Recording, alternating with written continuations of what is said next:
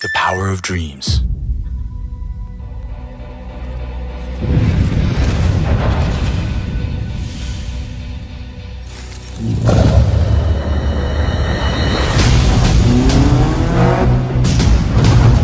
I am the front man who drives. My power keeps me ahead in the front line.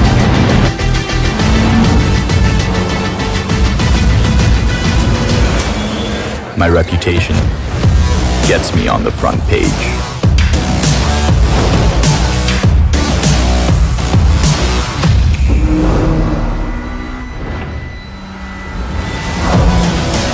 This is how I drive superiority. By being in the front row.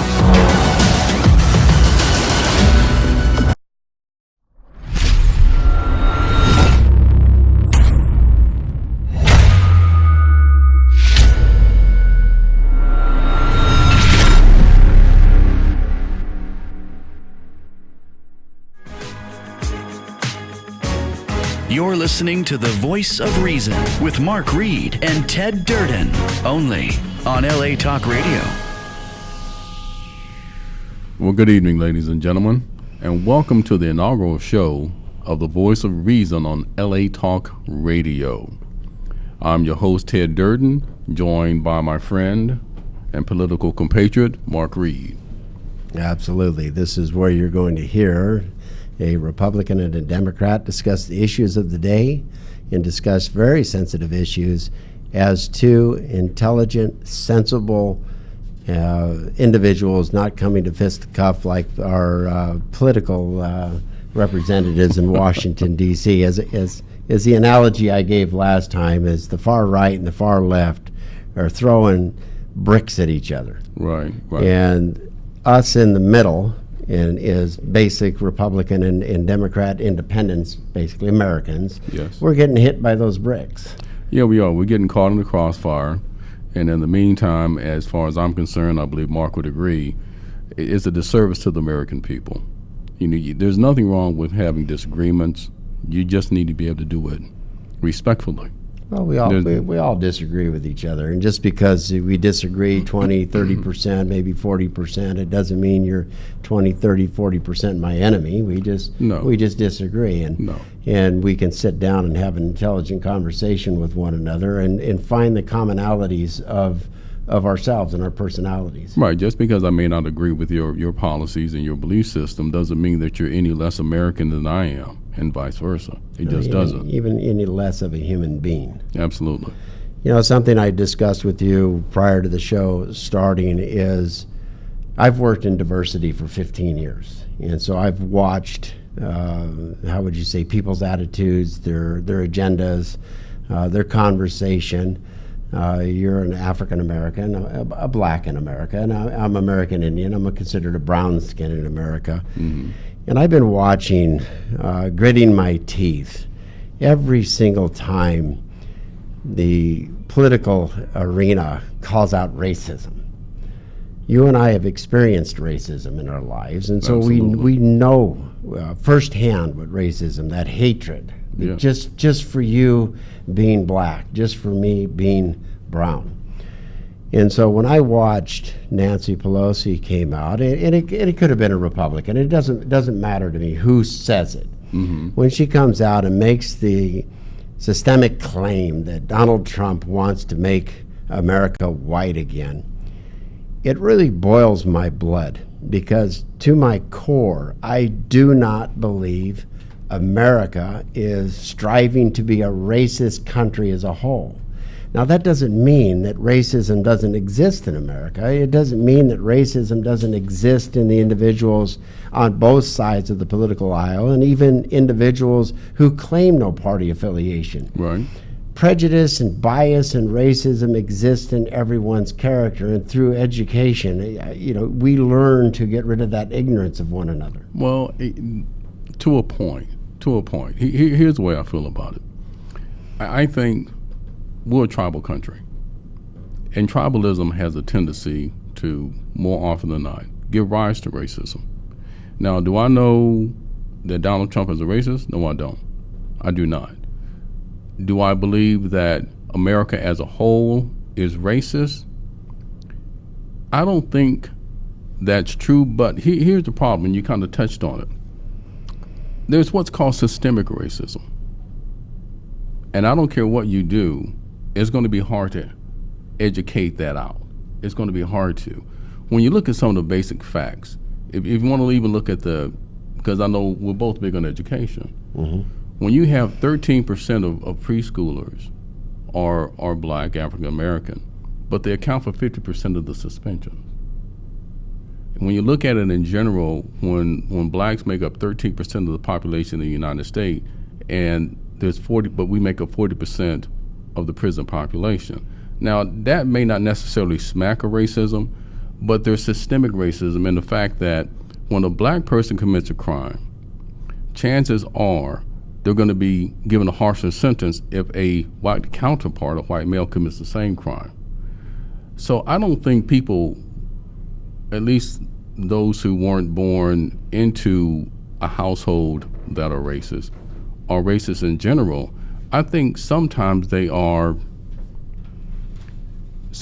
unaware, because I think that what happens more often than not is, as a people, and this cuts across all color lines, all color lines. I got it. We want to be around those we feel most comfortable with. But Ted, I feel comfortable around everybody. I mean, right out, because working in diversity, this is me, and this is education and exposure to all ethnicities across this country. You know, when I sat down, I first had a conversation with you. Right. I didn't look at you as a black man. I just look at you as a man. We're having a conversation. An intelligent man. An intelligent. Well, and a handsome man, too, at that. Okay. When we start patting ourselves on the back, we can get stuck that way, my friend. Hey, it's all good. All good. We talked about, racism. We talked about it, and, and I think that I don't have a racist bone in my body. No. Okay? No. And so when I look at individuals, and I've used this analogy before, I said I look and approach racism or race, or diversity as a blind man does. Okay, within 15 seconds, I can tell whether or not I trust you, just based on conversation. Absolutely. Okay, yes, out on the street, because of prejudice and biases that we have and fears that we have based on society and the society we happen to live in, you might be a white person walking down the street and you see 7 Mexican men or 7 black men, and they've got their pants hanging halfway down off their butt. They look like they're little gangsters. They're all tattooed up. Are you going to keep walking down that street? No. On that side? No, you're going to cross the street. People call that profiling, or they call it race. No, that's just protecting yourself. Well, I don't know. I don't know. I'm sorry to interrupt you. And the only reason I say I don't know, because again, I'm speaking from personal experience. Yes. And I remember when the riots occurred in L.A., and this was after the Rodney King verdict. I remember those well. Okay, because see, at the time, I was living in Moore Park, California. In Moore Park, which is next door to Simi Valley, and you got half Thousand Oaks. There's only about a population of 2% blacks there.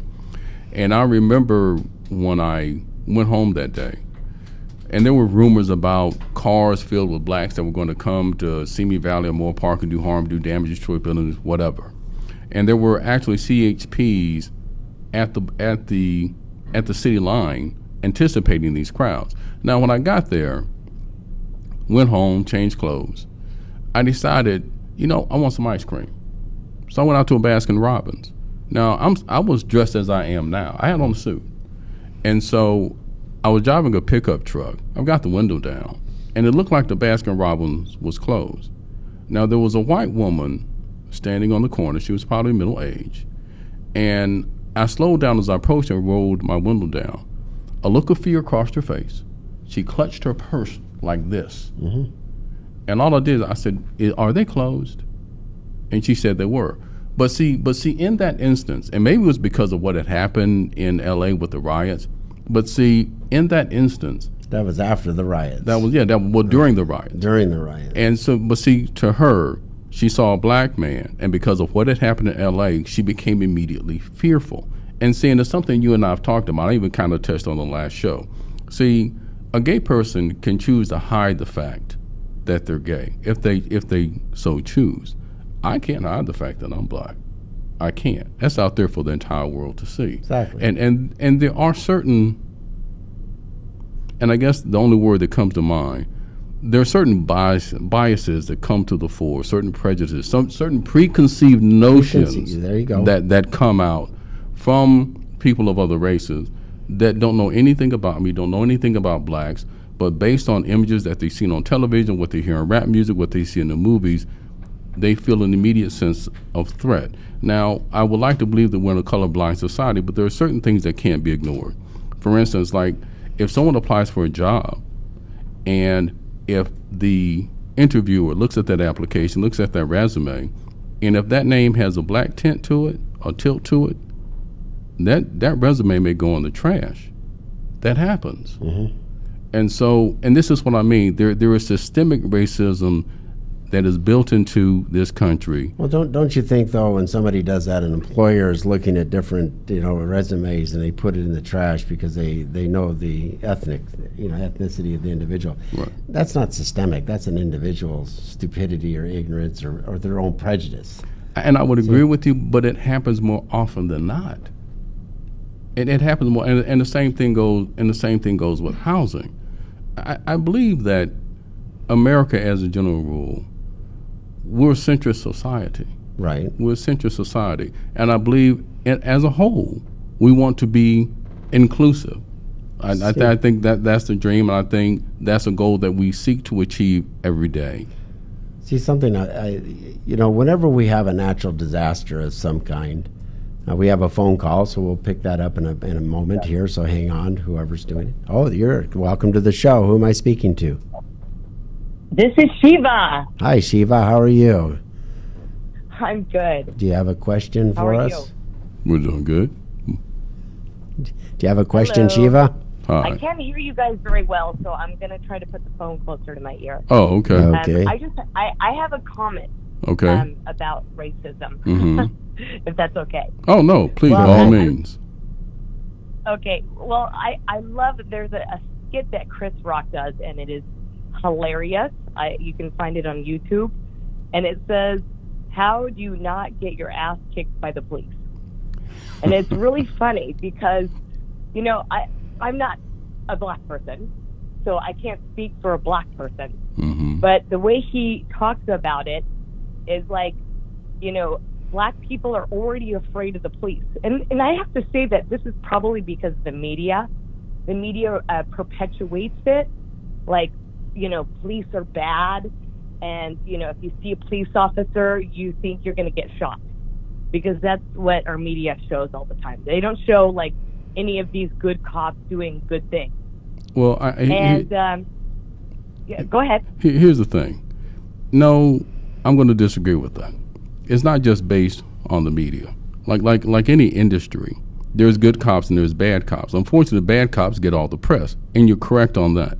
But beyond that, it does happen, because I think oftentimes there are police that sometimes, based on the type of people that they arrest and that they deal with, that they have certain biases. See, again, I can speak from personal experience where I've seen kids, black kids, driving cars, get stopped by the police. They're told to get out of the car, kiss the concrete, kiss the sidewalk. That happens on a regular basis. Okay, as a general Were rule. they taught to be respectful? Really quickly, were they taught to be respectful to authority? Okay, Shiva, we're going to go ahead. We're going to cut the calls and we're going to listen to our responses with this because we have somebody else calling in as well. So I'm going to go. So we're going to cut the call.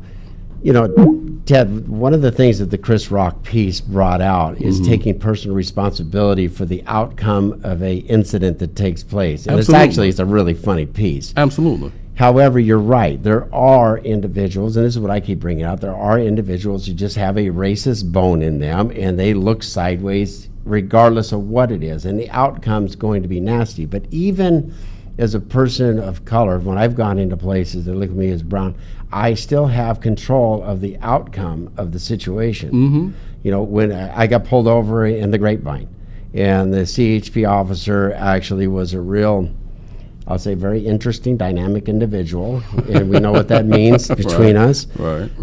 And I just had to buck up and suck up and just let him be what he was going to be. Because I know that if I challenged his authority in his mind, I probably would have been, laid out on the side of the freeway. Right. So I just you let it be, and that's having it. And we have another call coming in. Let's go ahead and take this. Hi, welcome to the show. This is Mark. Do you have a question or a comment? Caller, are you there?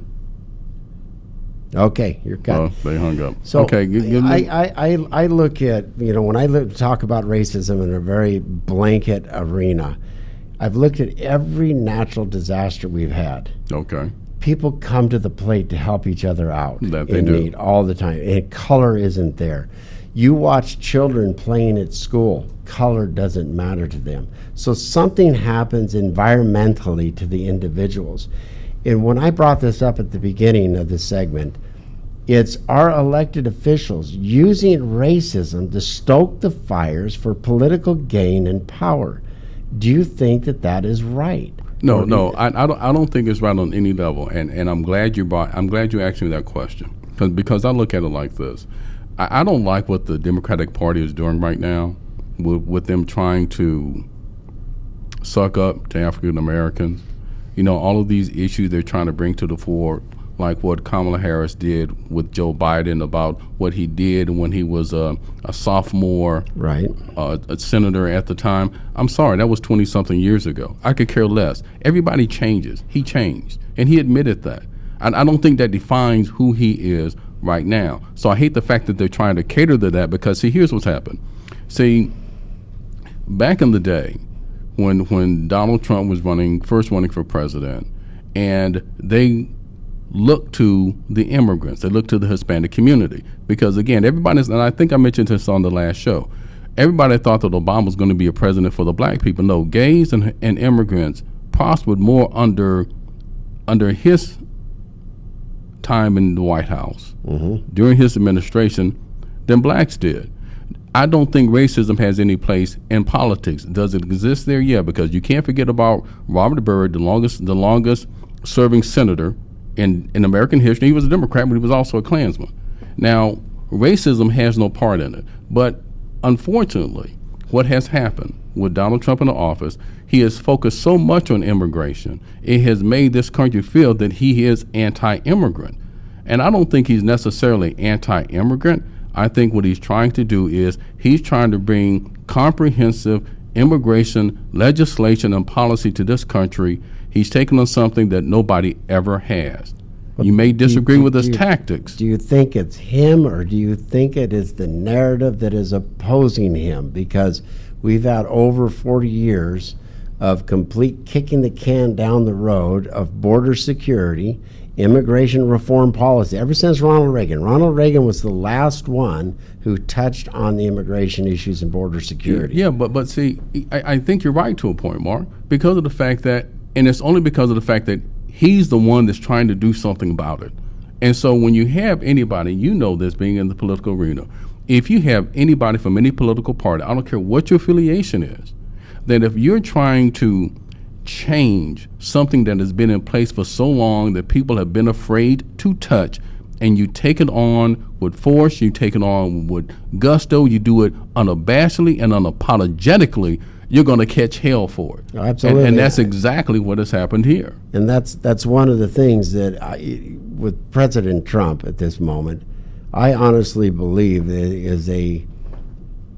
is where it's politics of Republicans. Republicans and Democrats have kicked the immigration policy and border security down the road. Absolutely. For reasons. Okay, we have another call. We have another call coming in. We had a very, very popular show right off the bat. Welcome to the show. This is Mark.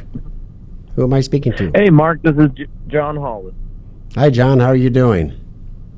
I'm doing great. How are you? I'm doing extremely good. John, do you have a question for us?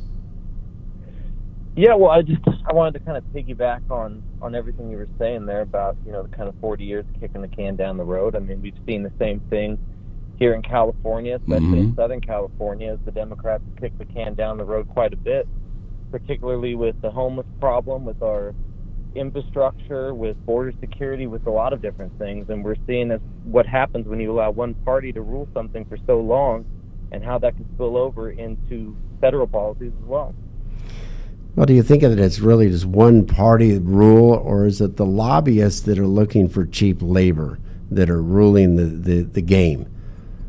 Yeah, I don't think it's really one party or the other. I think it's the lobbyists controlling the legislation, and the elected officials that are feckless in their leadership have been able to correct the problem, because I believe there's 16 different work visa programs that have been told by Homeland Security and INS in the beginning and Border Patrol that they should combine those and make them very successful. Otherwise, they're competing with one another in different departments, and it's creating chaos.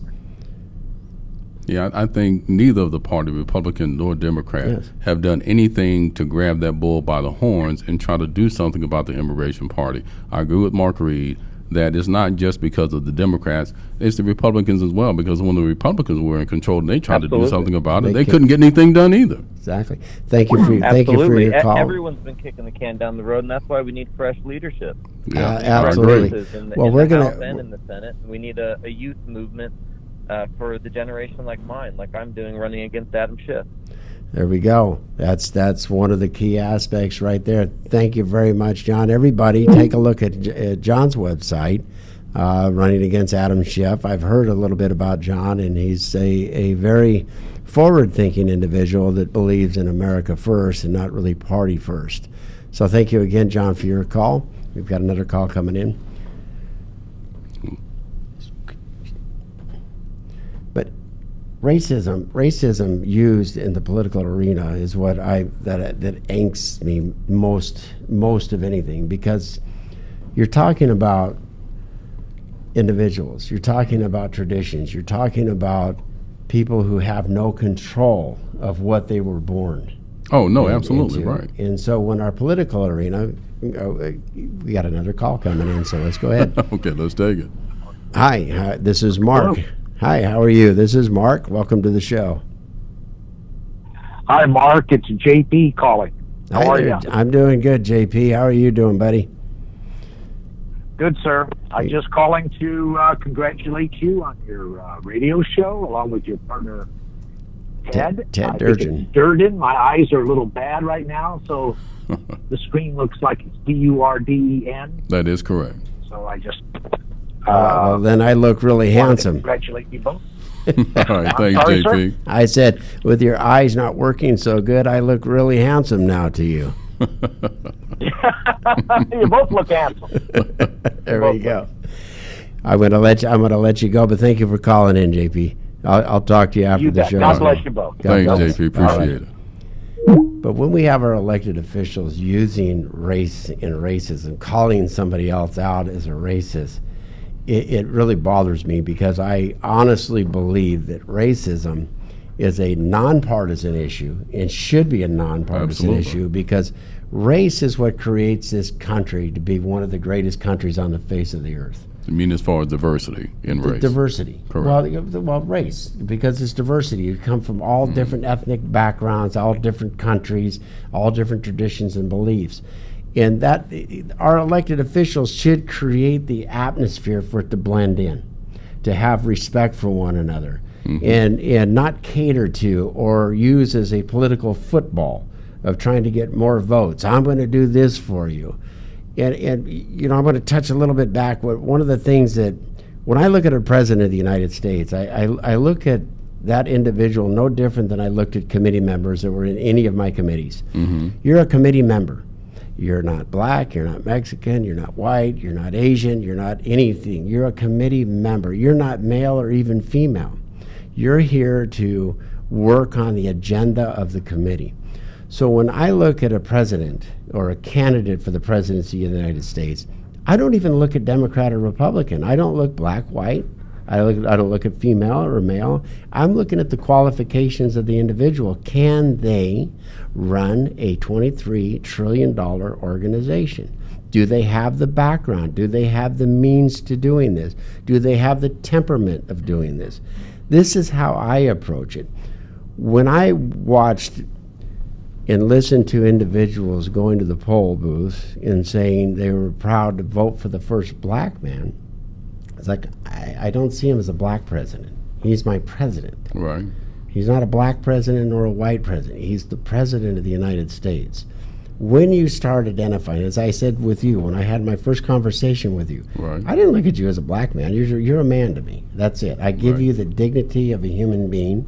We had a conversation. We hit it off. Oh, we did. That we did. Whether you're a Democrat, I didn't care, and that was it. You were an intelligent, articulate individual looking for not compromise. You're looking for respect for your position. You're looking for respect for your how would you say, input that Right. you add to the situation. Just have to have civil discourse about Exactly. matters that I think that are near and dear to me, and I think that matter to the public. Absolutely. We're going to an advertisement right now, 1 minute ad. You're listening to The Voice of Reason with Mr. Mark Reed and Mr. Ted Durden, and The Voice of Reason is brought to you by churchandlaw.com. If you have any workers' compensation, employment, or labor law needs, check out churchandlaw.com, 818-230-3110. And now back to Ted Durden and Mark Reed on The Voice of Reason. But we got a phone We call have a right call off the coming bat. in. Okay. Hello, this is Mark Reed. Welcome to the show. Thank you. How are you doing? We're doing great, thank you. Doing beautiful. Thank you very much Thanks. for asking. How are you doing? Good. Oh, I'm great. Thanks for taking my call.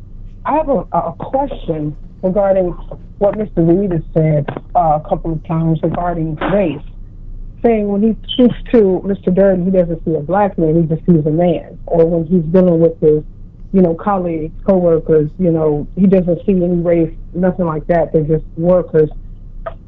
Why is that?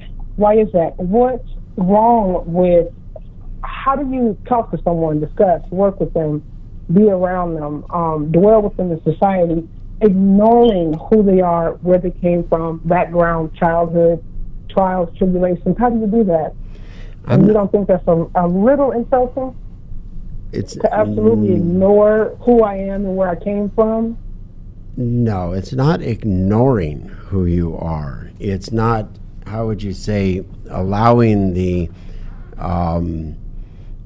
goal of the committee, or the goal of what the group is trying to achieve, to be, how would you say, hijacked by an individual that wants to use it. This is what we're discussing pertaining to the political arena, using race as a means to gen up their base, by saying, well, they're racist, they want to do this. No.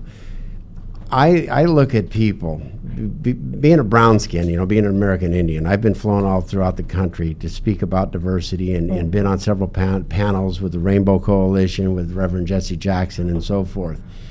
And it fascinates me, a person's background. So I don't say I ignore the fact that Ted is a black man. I'm intrigued by his perspectives as a black man. But when I'm talking to him, I'm giving him the respect as a human being, as a man. And that's what I see. And it's no different with a woman. I mean, a woman obviously has a complete opposite perspective of me. But the first platform that I'm speaking to a woman on is an equality platform as a human being. I have in me raised, and Ted will probably back this up with the way he was raised, I have a natural respect for the dignity of a person all the time. And this is what needs to be taught in society now, is having that natural respect of a person's dignity as a human being, regardless of where they come from. Or what their color is. Or their color, or what they even look like. I think that sounds good. It sounds good, but that's not what we're living, honestly. It sounds good. And it's not easy to do all the time. There are constant reminders, like Mr. Durden said, it's systemic. Racism is a system, so I don't know. I think that's difficult to just do all the time. Mr. Durden, what do you think when people say they don't see you as a black man, they see you as, a man, hardworking man, intelligent man. What do you think when people tell you that?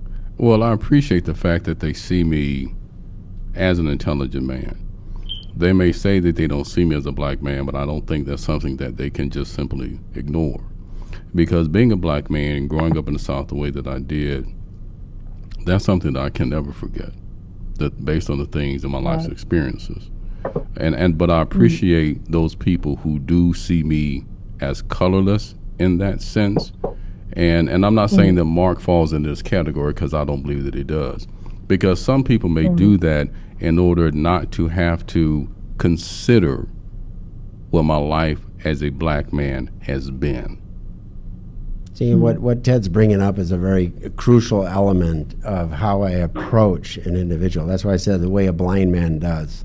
We're going to keep talking on this. We're going to go ahead and hang up the call so that way another call can come in. But I'm going to keep answering your question. But thank you very much. Thank you very much. I don't ignore the fact that you're black. Mm-hmm. I want to get to know you as a man first. Correct. No, who are you? And I appreciate that. But I know you're black. I mean, like you said, you can't hide that. Can't do that. You're not a guy with just a super tan. Okay? Right. You are a black man. As we get to know each other further, and we become more familiar with one another, it could get into some very sensitive subjects. And taking on this was my subject I wanted to take. Oh yeah, it was. And it's a very sensitive subject in all of society. And so as we get to know each other, you might then start asking me questions. What's it like to be, in an American Indian community? I'd say it sucks. I was an American Indian before it became popular to be an American Indian. Right. And I think, and I like what you kind of touched on, and the young woman that called in as well, in the sense that I appreciate it when someone sees me. They'll see that I'm a black man, but not make any conclusions about who I am or how I may be. Who draw any conclusions about my character, my mindset, anything. So I appreciate that. And that's how you approach me. Yeah. You wanted to get to know me as a man. Well, yeah, Pure and simple. Exactly. I mean, everybody has a perspective. Everybody has intelligence, and it's a matter of how do you approach the individual and tap into that and connect, without a doubt. Now, as individuals of different races, you don't give allowances for them to mess up. I mean, that's you have to stand on your own 2 feet as a person. Right. Yeah. Right? But again, it's something that just can't be ignored. And I've shared this with you. Yes. I've shared it with Steve. Growing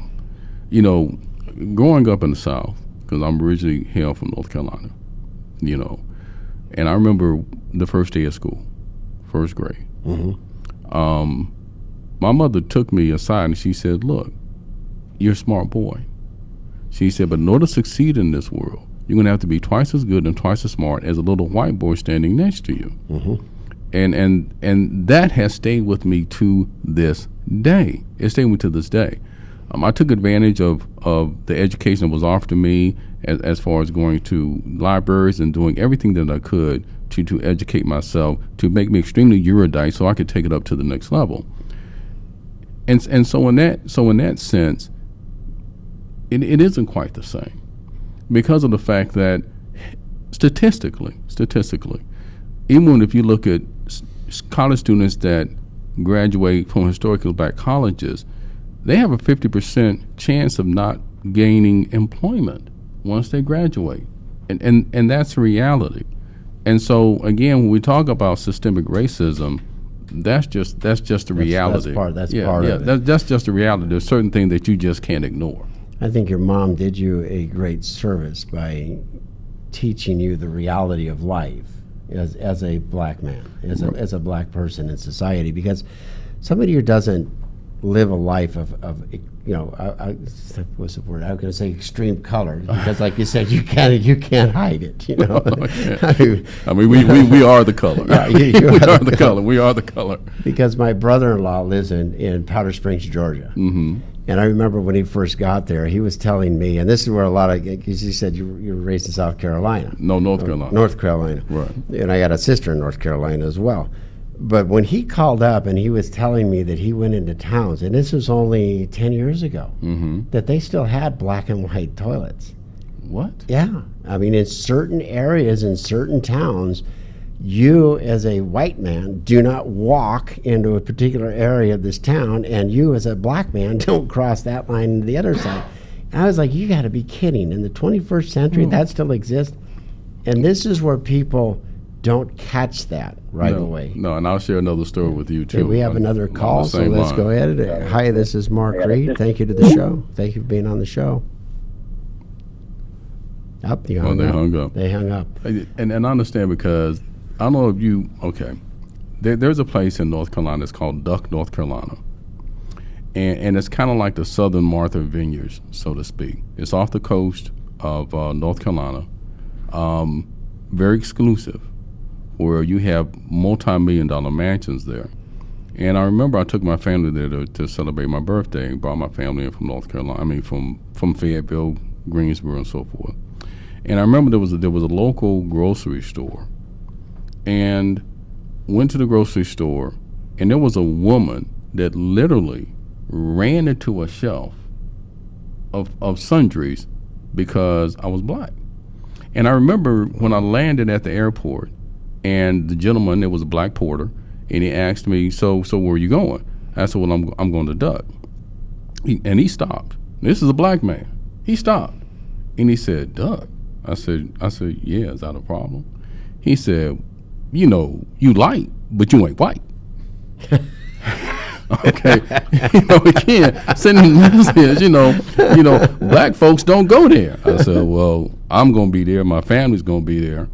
And I remember getting up one morning, and me and my sons were going out to the beach, and, feeling very proud of what I accomplished.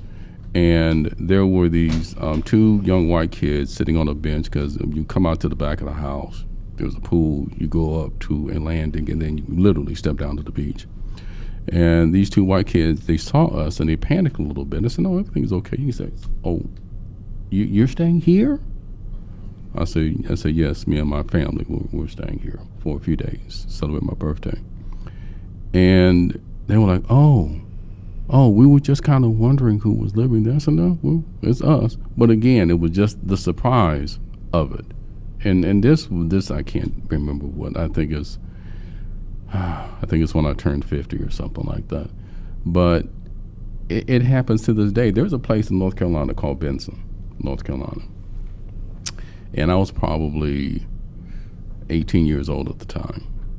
And I go there, and I stop to get gas. And as I'm in the gas station, a white man comes in. And you guys are going to have to excuse me, because I'm going to use a racial epithet here. And he looks at the guy, and he says, give me a bag of them nigger photos. I looked at him and said, what you say? And he was talking about Brazil nuts. That's what they called them. Okay? And he looked at me, because I was just passing through, going to visit my my brother. And he said, you must not be around here, are you? I said, no, I'm not. He said, well, my advice to you is don't let dark catch you. It's not good for your kind to be around here after dark. And that was probably in the mid-'70s. In the mid-'70s. It was still going on there. So...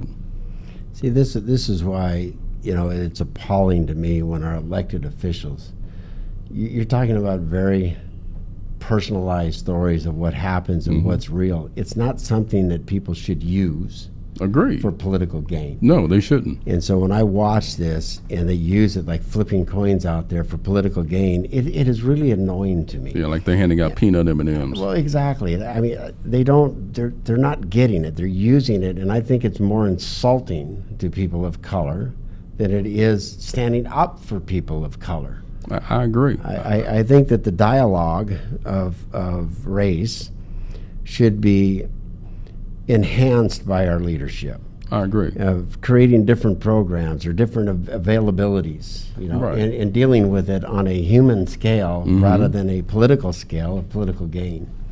It really does, and that's why I wanted to touch on it, because I've watched. In my community, it's always said, look, the most dangerous person is a person from your own community.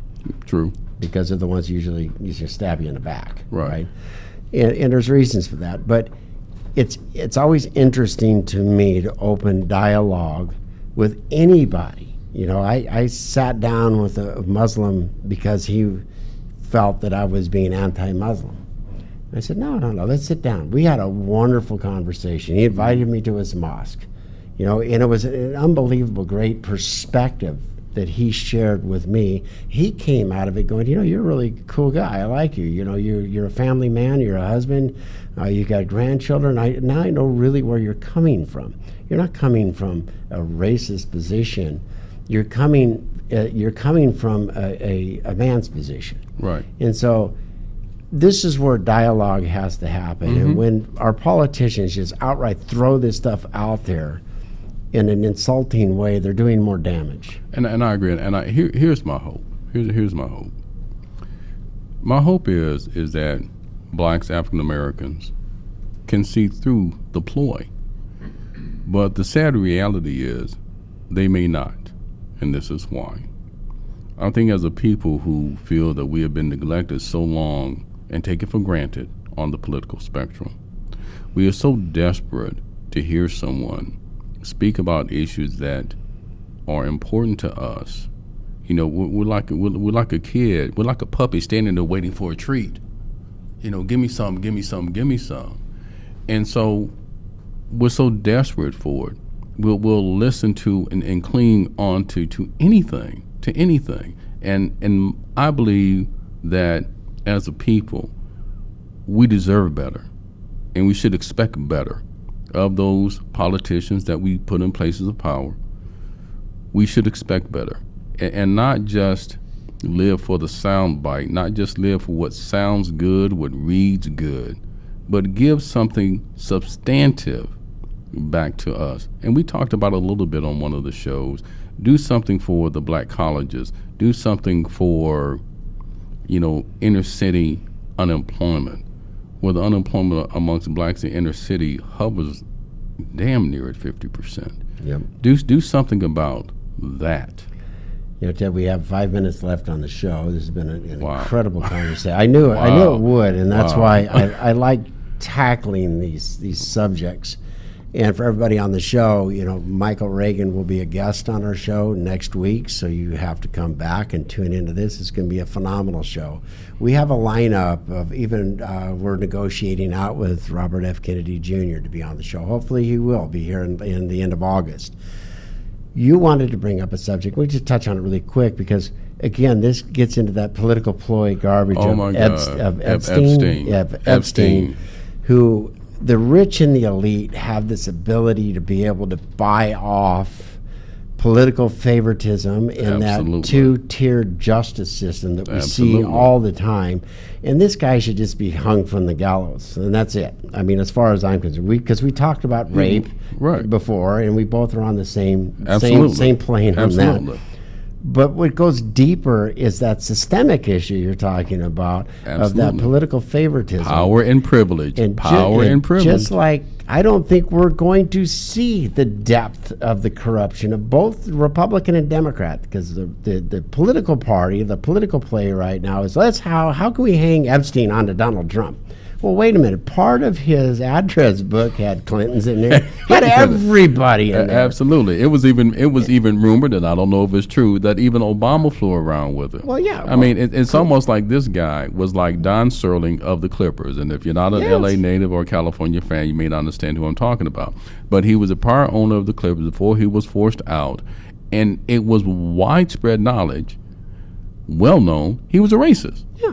Well, this is the thing with, you know, the Clintons. You know, Bill Clinton went to his island 27 times. He flew in his jet 100 and some odd times on there, and it's just it's unbelievable. But just like that skirmish with Heidi Fleiss, remember she had? Oh, I remember that. She had her clientele book that had all the rich and the powerful in it, all the political people in it.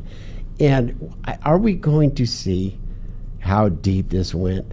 this immoral corruption that took place, and it goes on both sides of the aisle. I don't think you're going to see it. I don't think so because again, you're going to have too many powerful players in that arena. You're not going to see it. It's not going to come to the fore. It just amazes me. And again, this man, a 56-page indictment, with everything that he did, he gets 13 months. No, and on weekends, he got to check in Saturday afternoon, and he got kicked out Sunday at 1 o'clock in the morning. And that's 2 days to serve. Oh, and here's even crazier. Now, he was required to register as a sex offender. That got waived. Oh, no, except in New Mexico. Oh. What the? I mean, come on. Exactly. So I think if anybody falls for these ploys of the political spectrum of sitting there trying to hang it on somebody, dig deeper, demand deeper, we need to know, because I've heard all this conspiracy theories of this the pedophilia that goes on, of the rich and the powerful, and the sex scandals of Aruba Island and this and that. We really need to start calling our representatives and say, you know what, stop playing the political game. All of you are filthy. Let's get the truth out. And on that note, any last moment? Okay, we got 1.5 minutes here left to sign off. I'm going to speak on one quick trend. Okay. Then we'll bring it on home. Okay. Stop licking stuff. Stop doing that. This whole viral thing with the woman that licked the ice cream and then put it back in the freezer. Oh gosh! Somebody else was licking, surgical tools and then putting them back. Yeah. Luckily, she got arrested. I mean, there's over 1 billion germs and bacteria that lives inside a human mouth. Yep. And evidently, this one woman admitted the fact that the reason she did it is because she had the flu. I mean, I don't know where this comes from. I don't know who the hell thought this was a good idea, but it puts people at risk. Yes. And you just can't do that. I mean, we have to be better than that. I mean, my God. That's taking sharing to an ultimate limit. That's a good point. Please tune into the show next week. We'll have Michael Reagan. We're going to talk about the political arena, the atmosphere, homelessness, mental health care, and drug rehabilitation, what it was like in President Reagan's days in the White House with the divisiveness then. But I want to touch on the subjects with Michael of what he feels about today's political atmosphere, and it should be a fascinating conversation with him. And in closing, as I always say, thank you for listening to the show. Please be sure to tune in every week where we will regale you with issues of the day, matters that we believe are important. And most important of all, remember, ignorance prevails when rational minds sit back and do nothing. Absolutely. You've been listening to The Voice of Reason with Mr. Mark Reed and Mr. Ted Durden. The Voice of Reason is brought to you by churchandlaw.com. If you need any legal assistance for workers' compensation, employment, and labor law, churchandlaw.com, 818-230-3110. We'll see you again next week with Mark Reed and Ted Durden on The Voice of Reason. My name is Steve Appel. You're listening to The Voice of Reason with Mark Reed and Ted Durden, only on LA Talk Radio.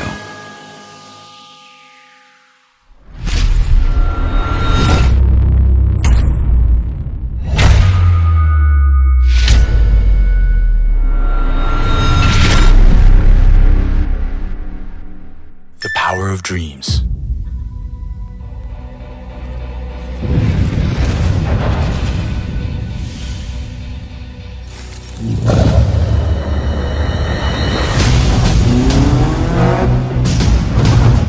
I am the front man who drives. My power keeps me ahead in the front line.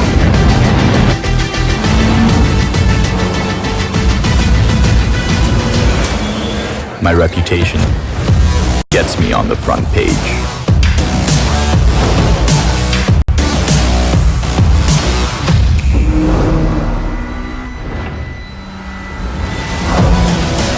This is how I drive superiority. By being in the front row.